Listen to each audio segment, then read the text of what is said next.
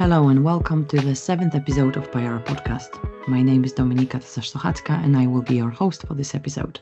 Today I would like to invite you to listen to the conversation I had with Lenny Primak. Lenny is an experienced software architect and developer, and especially in the context of this podcast, he's been contributing to various open source projects for many years, including Apache, Jakarta EE and Payara. Lenny has been programming professionally since he was 16 years old.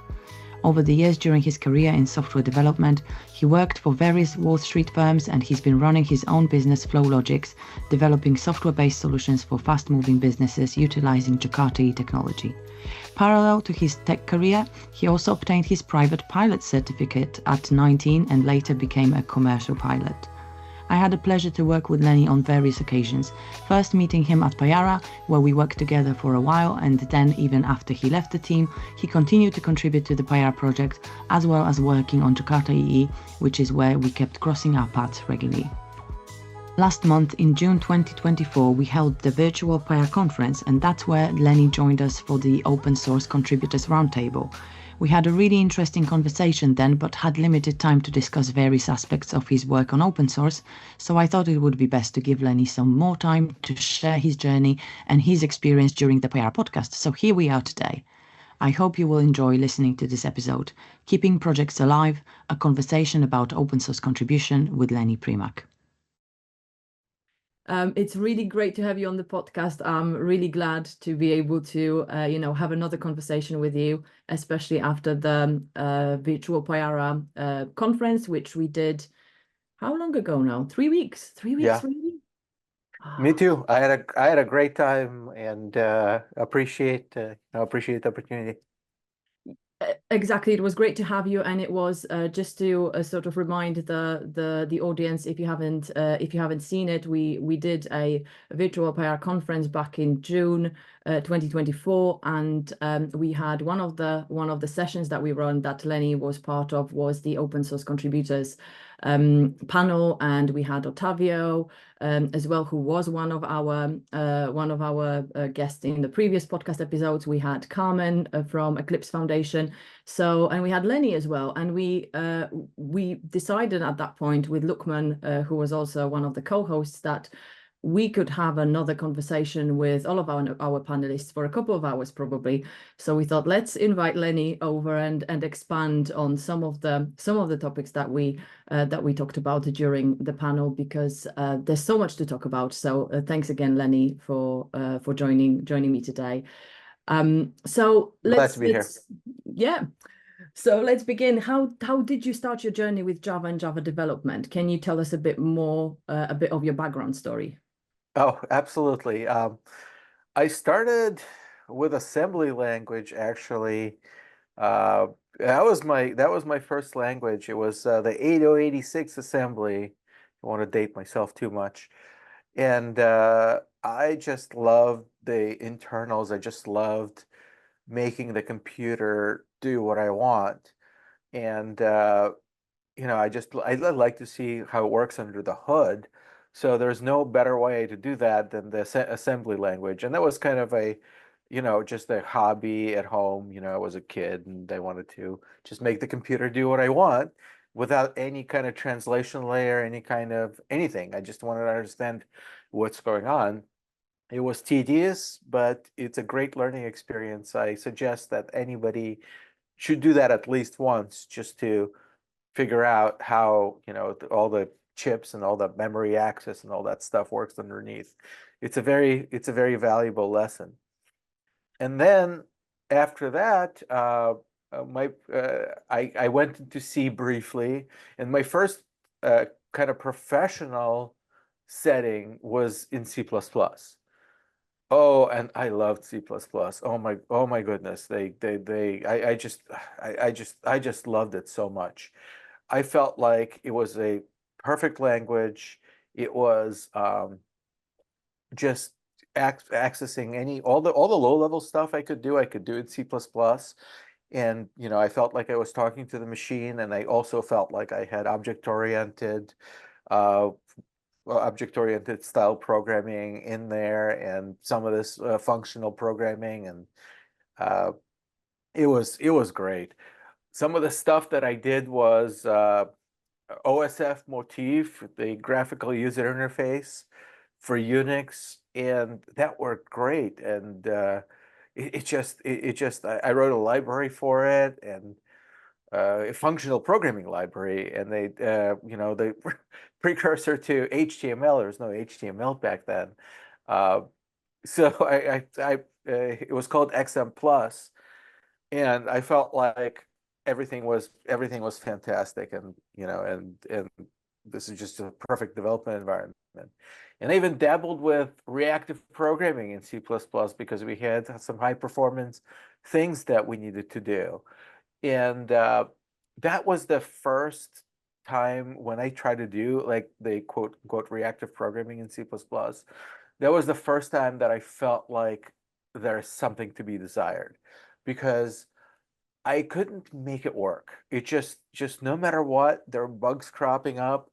I just couldn't make the system work. The system, we would put the system into production, and the system would fail in mysterious ways, and there's no way to debug it. And because it was a highly distributed system, it would fail, once every 2 weeks or something like that. And we couldn't get it to like stable, like to have it like as stable as it should be. And then performance.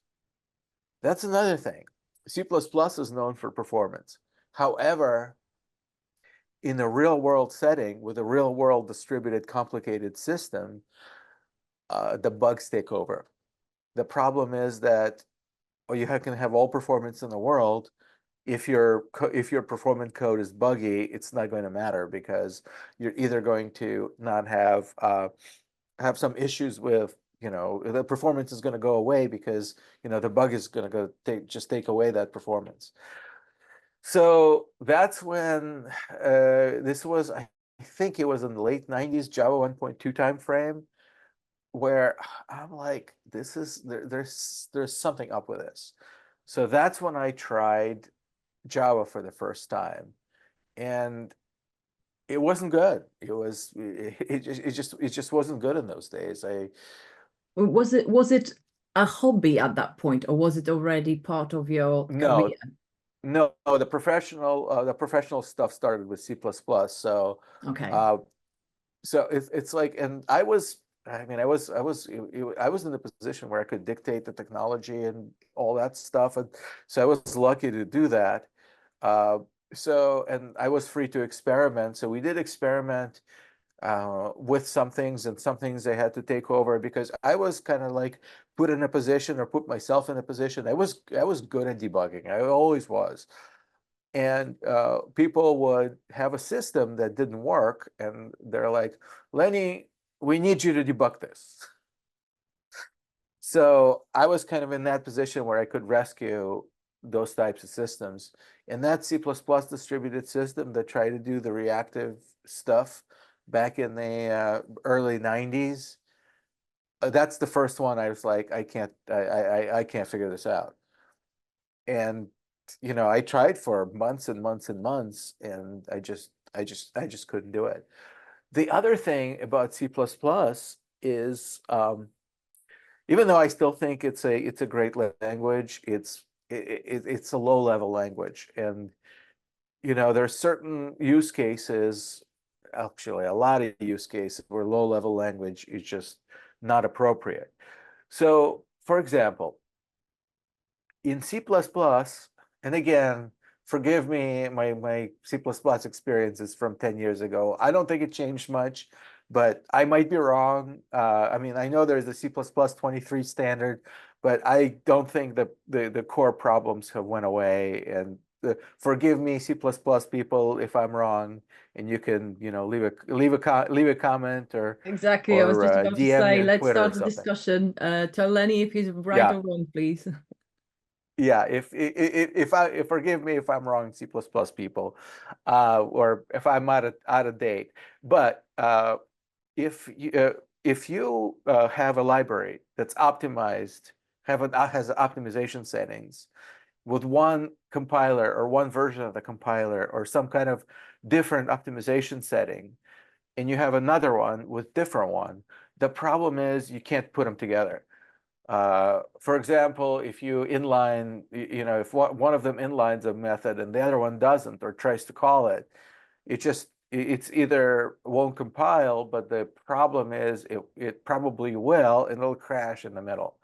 So unless your system is recompiling all of your dependencies and recompile with exactly the same options, and it just makes things makes library usage extremely difficult. And that's another thing.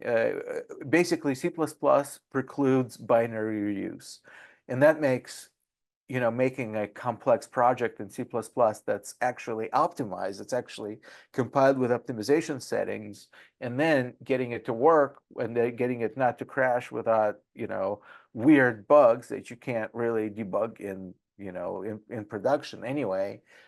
That's the real in my experience, that's the real problem with C++. And again, I gave Java a shot. I didn't like it. I went back to C++, and then Java 5 came out, and that's where there was a real breakthrough. C++ also has templates. So the C++ templates are source code reuse. Again, not binary use, source code reuse. When Java came out with generics, the last hurdle was demolished from the C++ land. So what happened is, with generics, you can do the same thing with C++ templates, or, yeah, you can't do everything you can do with C++ templates, but all the useful things that you need to do with templates, you can do with Java generics. So that's when I'm like, this language is ready. And also the Java compiler and the native compiler was ready. And it was actually faster in some cases in memory intensive tasks. Java was faster than C++. And I can go into that a little bit more. Do you want me to go into that a little bit more, or does it just get too technical at this point? No, go for it. I mean, I just wanted to add, so with Java, it wasn't love at first sight, right? It needed to earn your trust. Yes, yes. No, but go for it. Yeah, because we've got developers listening. Okay.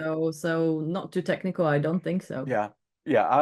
So anyway, what happens is that when you allocate memory in a low-level language such as C, every time you do that, you do a lock, like a thread lock. And the reason is because it has to find the memory bucket and allocate the memory and modify internal structures, and you can't do that without locking. So every time you allocate an object in C++, you get a lock, and that in a high-performance system creates contention. In Java, because Java is garbage collected, that is not the case. Because your locking is limited, basically. You don't have to lock in your thread when you allocate memory. So in a memory intensive application, Java is actually faster because it doesn't have to have thread contention. But people say, oh, garbage collection. For 99% of the cases, garbage collection makes no difference. And now with the modern version of Java, we have the ZGC or ZGC or Shenandoah and the generational versions of those. And you've got those sub-millisecond pause times now where garbage collection really doesn't stop your code. And actually in 99.999% of the cases now, even real-time cases with ZGCA and Shenandoah, they work perfectly. So the whole point of, oh, I don't want a language because it's garbage collected, it is no longer like a viable objection to Java. Great. So no, thank you for that insight. And this, I don't think there's any ever going to be too technical conversation in this podcast. So and good. So circling around now to what we were talking about at the panel as well, because it was all about open source, because obviously we are all about open source as well at Payara, and our listeners are predominantly, or probably in vast majority, open source users to one extent or the other. Do you remember the first open source project that you started using or contributing to, and what was the experience like? Oh, I do not. So what's the first that you can think of that sort of, that comes to your mind at the early stages? Oh my God, there's so many. I think it was C++ test framework. I think it was called Google Test.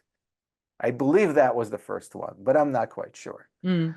And There there were was a too bug. many. Yeah, there was a bug in there, and I think it was on either SourceForge or Google Code back then. Yeah, there was there was some bug in the C++ test framework, and back then I was trying to tests were a lot harder to write, and because I tried to debug all these things, I tried to write tests for them, and things weren't working, and I think I submitted both an issue and I think it was a patch, like I had to put in a patch in an email to send to the mailing list. Yeah, so you do remember, but like you say, there was so many projects that you contributed to, and it's difficult to remember. I Yeah. believe that. So in this sort of a grand scheme of things around all those open source projects that you've been working with, what does open source actually mean to you personally? How do you explain it to those unfamiliar with the concept? Okay. So I may be an outlier to the whole definition of open source. And I understand people are very pedantic about their definitions, and that's fine. It's just that I don't care that much. But if you care, if the audience cares about the pedantic definitions of open source, more power to you. It's just fine. For me, open source is where I can see the source, recompile the source, and by definition, fix problems. For example, if I have a piece of software and I inevitably find a problem with it, I want to be able to reproduce the problem and maybe even fix the problem. So for me, I want like real source code that you can see, you can recompile, and you can fix. I don't really care if the license is permissive enough so I can use it to make money. That's not what that's not what that's not what matters to me the most. What matters to me the most is being able to fix, understand, and fix issues. And yeah, and whether it's Apache or business source and whatever, we're much better off having something like a business source license than the closed source software. It's 100%. And also, people who make this stuff need to make money, because otherwise they can't. It's just not sustainable. For example, you see all these projects being abandoned. The last project, Quartz Scheduler, is one of those things that I've noticed is the last project that I touched that was. And you go to the website and it's like, oh, your project uses Quartz Scheduler, and it has a security vulnerability. I'm like, okay, I'm using the latest version. What do I do? So I go to the website, and it's been abandoned for, a year and a half. Great. What now? So why is that the case? It's because the corporate entity behind it didn't make, didn't make any money with it. And so they had to abandon it because, money talks. So if you're using an open source project and you don't want it to be abandoned, somehow, some way, there needs to be contribution. Yeah, and that's absolutely right, and again something that obviously we are seeing and experiencing in a way. from Payara perspective, because yes, it started as a project, but we needed funding, so we were funded by C2B2 to begin with. That we started the project as, and yeah, there's this business definition of the open source itself. That is one thing, and then all of the legal side of it. But then there's obviously the usability and use case definition of open source, which, like you said, one thing may not necessarily be relevant to you when it will be relevant to the business. So yeah, it's really important to talk about this, and really important to highlight how open source projects also need funding to run, and resources, and those resources don't necessarily only mean money. It also means people, time, and those people need to be paid or get some reward for the work in one way or another. So that's why it's really tough. Open source business is not easy, but it's extremely important, because we are all using it every day, sometimes even without realizing it. So you touched on one of the biggest challenges. So what are from your experience the key challenges and issues with open source then, from contributors' perspective? So you've mentioned one, and that was also from users' perspective, actually, because you wanted to use the project, the software, the product, and it's no longer actually being run. So what are the other challenges that you've experienced? That's a pet peeve of mine. When a user, like for example, I use open source software, and right now I don't use open source software to make money, so I contribute in other ways. So what I do is, if I find a problem, I would submit an issue, or submit I even, like, I'll fix the issue and submit a pull request on GitHub. So a lot of companies do this. They don't prioritize outside pull requests. I think it should be an industry practice for companies to prioritize community pull requests over their own. Why is that? Because if you're having a community member spend their time to solve a problem, or even contribute and even a useful issue, it's just good for the ecosystem and good for everybody to take that as a priority, and don't let it sit because you, as a developer for that company, have 5,000 other things to do. Because you want to make good with the community, you want to take those community pull requests, those outside pull requests, as a priority. Because guess what? If you do that, if you show responsiveness, if you show and show kindness, people don't understand what your coding standards are. People don't understand how your product works necessarily. So be responsive. Don't do too much nitpicking on that PR. If there is a white space or something like that, and I'm guilty of this as well, but at least I respond quickly, and I may even fix it myself. But again, be responsive and take those community pull requests out of order, because you'll get a reputation as a project that is a good open source citizen. You'll get more you'll get more engagement, you'll get a better product at the end. Yeah, no, that's really good advice, and makes perfect sense, because like you said, the contributors are spending the time on it. Those contributors, obviously, they don't get paid for it. And again, it's like we were talking about in the roundtable, and we keep mentioning it whenever we talk about open source, how different contributors come to you with different approaches and from different use cases, and of course they will be looking at issues, pull requests, bug fixes that you haven't necessarily prioritized yourself, but their use case is also relevant, and it may not be relevant to the business running the project at the time, but it may become relevant in the near future, or at any point, or it will be relevant to some other users. And that's the whole point of open source, is that everyone contributes with their own approach and from their own use cases, and they obviously will be different. So exactly, that's part of, like, listen to your customer. That's kind of where it comes from.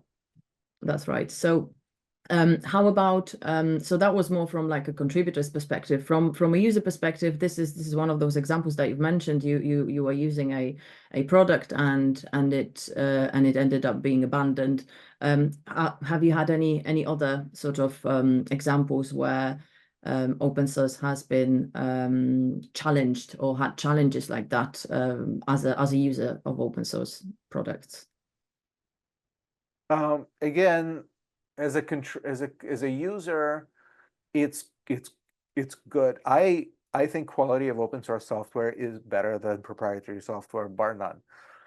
Again, if we are going to have the Eric Raymond style, free as in beer, all open source, that's good, that's okay. But there's a problem with that is because of funding. So I would rather have things like business source license. And I mean, I'm going to have a spicy take here. Amazon stealing, Mongo and just and putting this RDS up because they can. And to a lesser extent, I don't really agree with the whole Google versus Oracle thing, because Google kind of stole the idea of Java and made Android out of it. And technically, the decision is not stifling innovation, but in reality, I think Java has been stifled a lot by Android because Google never put the money back into the ecosystem. They just basically took it, ran with it, and did their own thing. People used to accuse Microsoft of doing that back in the Windows days. They embrace and extend strategy. I feel like this is kind of like a version of that.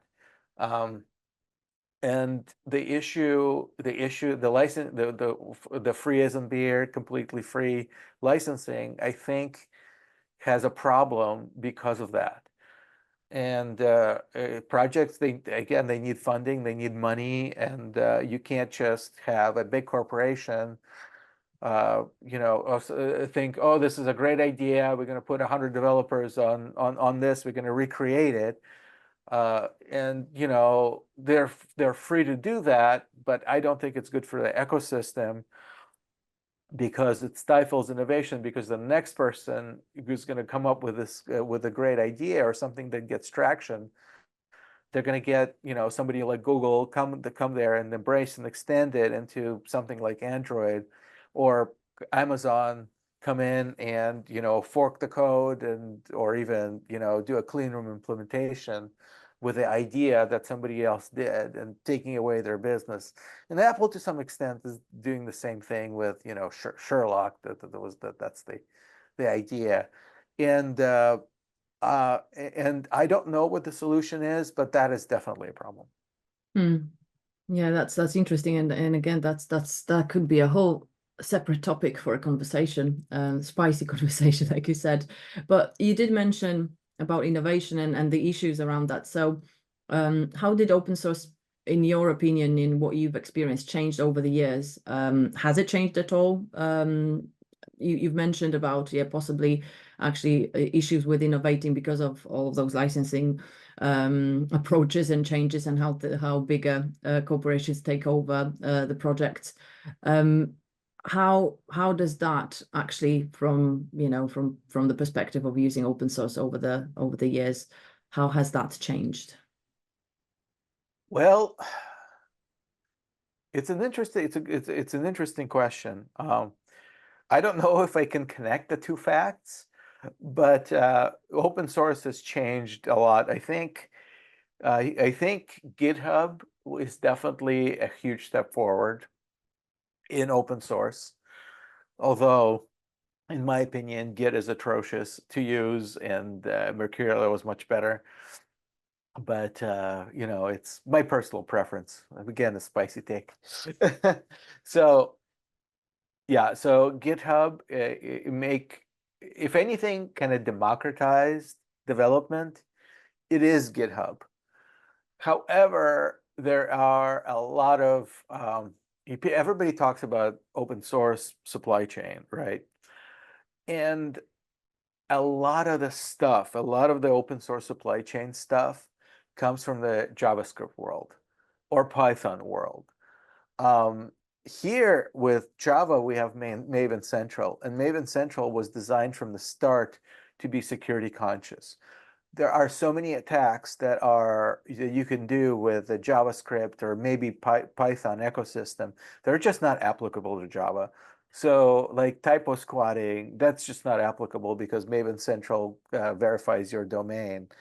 Uh, People, making a new version that kind of uh, silently attacks your website or your infrastructure. That's not possible in Java and Maven because you have to like physically change the number. You have to change the version number. It's not automatic. It's not going to catch you by surprise. Existing versions can't be overwritten. Everything's checksum from the start. So a lot of problems that are in the JavaScript and Python ecosystem are not present in Java. So we, as you know, in my Java-centric world now, you just have to be careful listening to, oh, this is burning down and that's burning down, and are we going to have this problem? If you have set up correct, uh, you set up your repository and all that stuff, and using Maven Central, you're much less likely to be attacked for that through that channel. Also, I think a big point in the Java ecosystem is the ability to reuse bytecode. And I think it can't be understated how powerful that is. You remember in the first few minutes in the conversation how in C++ you can't do binary reuse because it has to be done in exactly the same compiler version, the same optimization options. That is not the case in Java. The only prerequisite in Java is that you use the minimum version that your dependency or library requires. You can use the libraries from back in 1.0 days with Java 1.0 days for the most part. Some you can't, but mostly you can. And you can use it in any project, in any combination. And all you have to do is just bring it into your Maven or your Gradle, or just even copy the library and you use ClassPath for that. And it will work. It will work. It will work, and it's just automatic. And I don't think any other ecosystem can do that because, in Python, you get version problems, version 2, version 3, one library is not compatible with the other library, and so on and so on. C++, forget it. You have to recompile everything from source and hope to God it works and doesn't crash. In Java, it just works. So a lot of things like minimizing dependencies, it's good to know what your dependencies are, absolutely. But if you're in JavaScript or Python ecosystem, you're like, oh, I can't use this because I can't use this dependency because of X. I can't use this dependency because of Y. In Java, it's just not the case. If you need something, use it because it doesn't hurt you. It can't. I mean, it can in rare cases, but in most use cases, it doesn't. So feel free to use those libraries to your heart's content. And I think that's what sets Java apart from other ecosystems here. And that's also a beauty of open sources, because you could see that and you can see what's going on inside pretty well. So that's a good thing. That's a great thing about the Java ecosystem. Yeah. Oh, great, Lenny. That's a really, really good overview explanation. And I won't ask you about your favorite project, because that will sound like I'm cheekily asking you to say Payara. So that's not about that. But have you Payara is great. Thank you.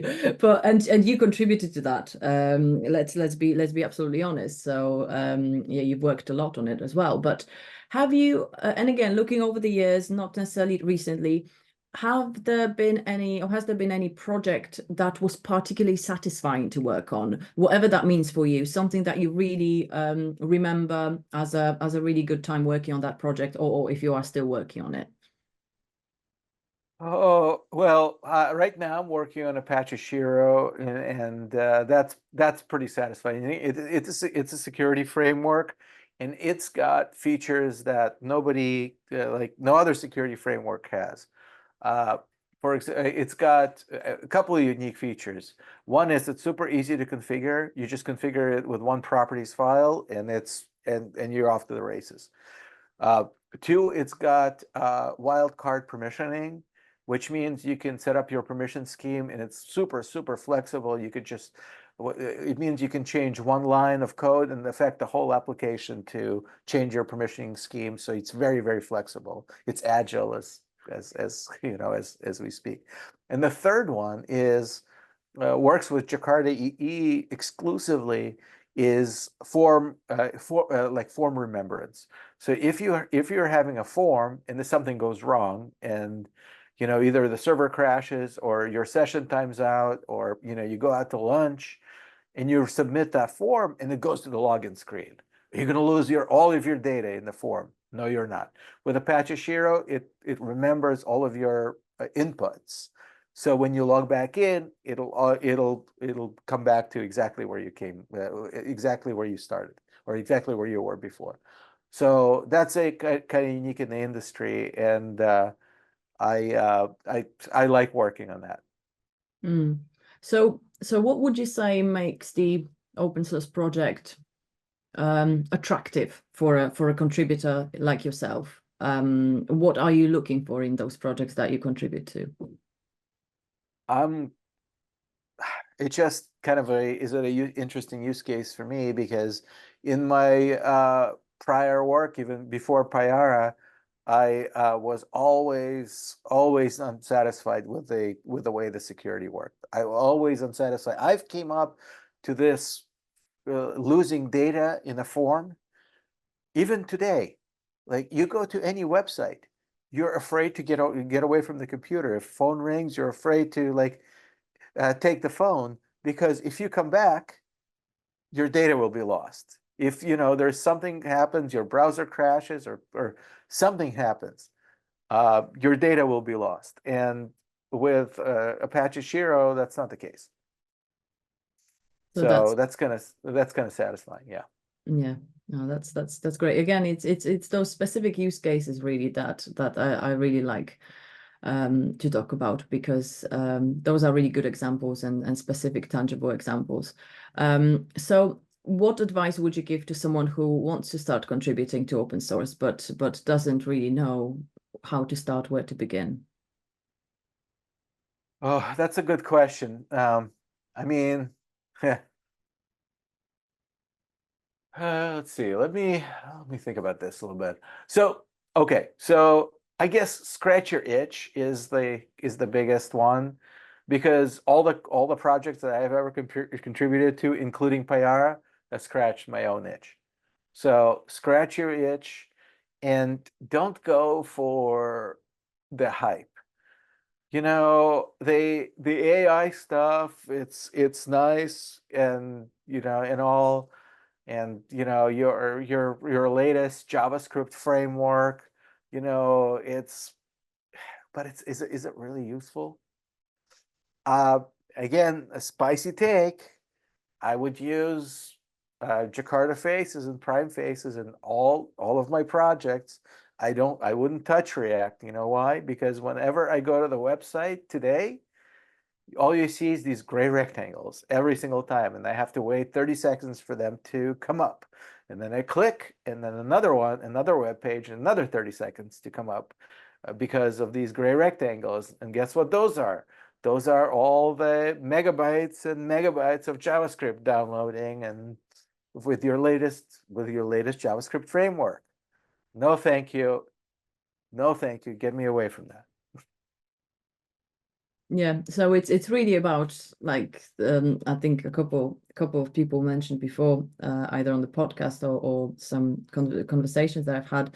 It's really looking for something that you're interested in yourself, not whether that's on your personal projects or the things that you're working on within your career, within your work, but something that is relevant, right? There's no point, like you said, hype is one thing, but what is something actually that's relevant to you. Mm-hmm. Yeah, and something that you like. And if you like fiddling with JavaScript frameworks, do that.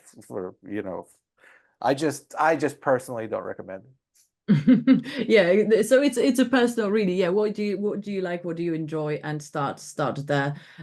Because yeah, this world, the projects, the open source projects are endless. There's so many of them, and if someone, because we do often talk to people that, especially at some conferences, events, we use a group events, that are interested, but how do I start? Where do I begin? Why would I even do that? So we talked about it a lot, in many different formats. But yeah, coming from people like you, Lenny, who were involved in the projects, both on the personal and business sort of career side for so many years, that advice is really really useful, because it's hands-on advice. And use boring technology, contribute to documentation, contribute by doing issues, and be prepared for the nastiness, because your first contribution, it's unfortunate. It should not be like this, but it is.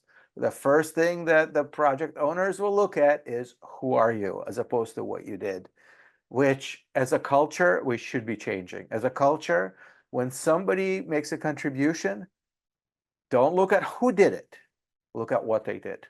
Lenny, what's next for you then? Do you have any interesting projects or plans for the upcoming weeks or months? What's happening in your life? Okay, so right now, I actually want to step back for the rest of the summer. I want to teach my 8-year-old how to ride a bike. Sounds I want, good to me. yeah, I want to relax for a little bit uh, for the rest of the summer. So I want to step back for a little bit, and I'm not going to step completely back because uh, it's just things do come up, but I'm not going to start any new projects till the fall. So I have a couple of things that are coming up. Shiro 3.0, working on that a little bit.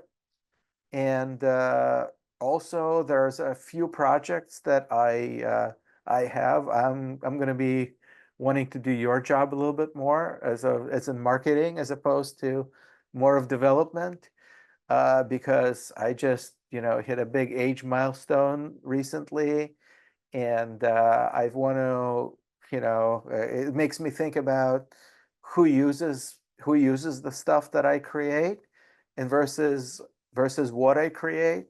So I want to see if I could work a little bit of the marketing of the open source projects that I create. For example, Apache Shiro is pretty widely used, but there is a couple of other ones. I want to promote Payara because it's a fantastic product. And what I wanted to say is about Java ecosystem as a whole, and Payara in particular. What makes Payara great is, and you guys didn't sponsor me in any way for saying this, but this is not a sponsored thing. But what makes Payara great is predictability. So if you write code, it's going to be predictable. It's going to be acting in a predictable way. The performance is going to be predictable.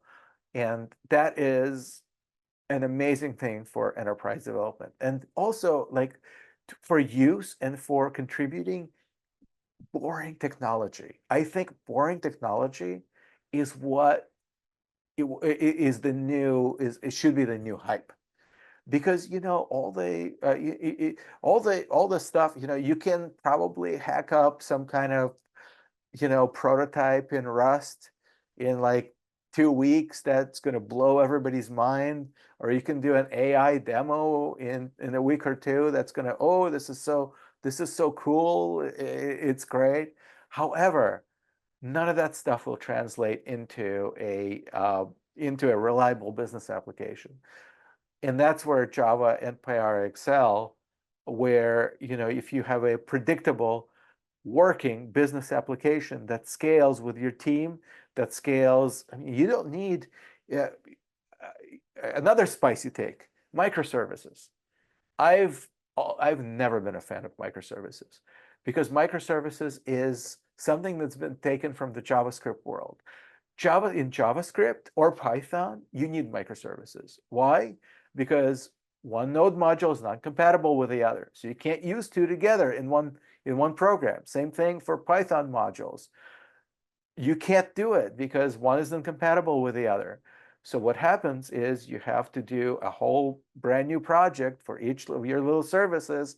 And that's where really microservices came from, because you can't use that stuff together. And also JavaScript is not performant. So in order to get a scalable application together, or well, neither is Python because it's 100 times slower than Java.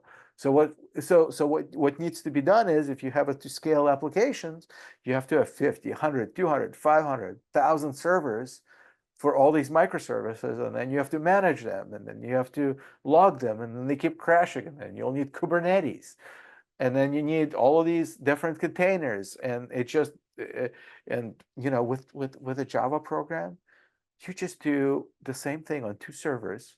It'll use less than 10% of the CPU for the same scale on two servers, one's primary, one's backup. Well, not really, they're load balanced. But if one crashes, the other one takes over with no, instead of 10% of the CPU, use 20% of the CPU for the same scale. You don't need microservices. You don't need Kubernetes. You don't need to manage all this stuff. You don't even need containers. Another spicy take with Java, the case for containers is not as big, because it just isn't. So I mean, you can use all that if you want, but you don't need it, and that's the difference. Don't take the latest JavaScript, Python, Ruby, whatever it is, best practices, and bring it to Java just because you may not need all that complexity. You probably won't. Boring technology wins again. I'm not going to add more to that because you said it all, Lenny. Thanks very much for that, and thanks for sharing your expertise, your experience with our listeners. And I am quite sure we're going to speak again, whether that's a webinar, another podcast episode, or another conference. We're not going to leave you alone, because you are a very valid contributor to Payara, and also your expertise is definitely something that we want to share with our audience, with the community, Jakarta EE Payara community. So I hope you will enjoy your time this summer, taking a bit of a break, and then come back recharged in autumn to take part in everything that you've got planned to take part in. Yes. And if I can plug some of the projects that I'm working Of on. course. Yes, please. So what's my tech stack? It is, of course, Payara Jakarta EE, the best ecosystem ever. Prime faces. For security, I use Apache Shiro, obviously, because I'm a contributor, and the forms work with Apache Shiro as opposed to any other framework, which they leave a lot to be desired. Did I mention prime faces? You did, but I did. Absolutely. no harm in mentioning again. Absolutely brilliant. No React required, and you get no hydration rectangles that you have to wait for. It just works. It's faster. It works better. And there are a couple of things that are missing from Jakarta, which I have my own personal project. It's called Flow Logix, FLOWLOGIX, and it's on GitHub.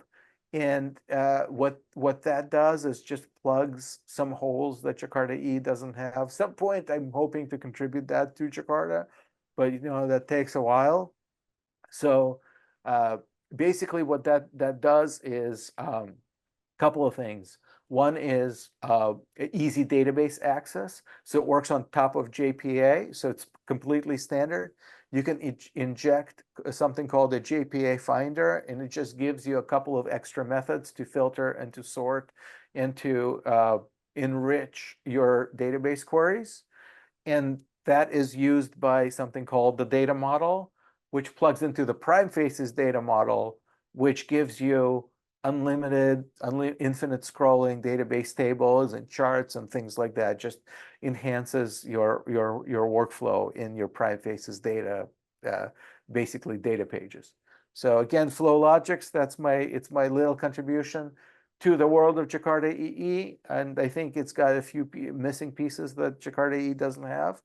and I think it's fantastic. So Payara, Jakarta EE, Payara, Prime Faces, Flow Logix, and Apache Shiro, the best stack ever.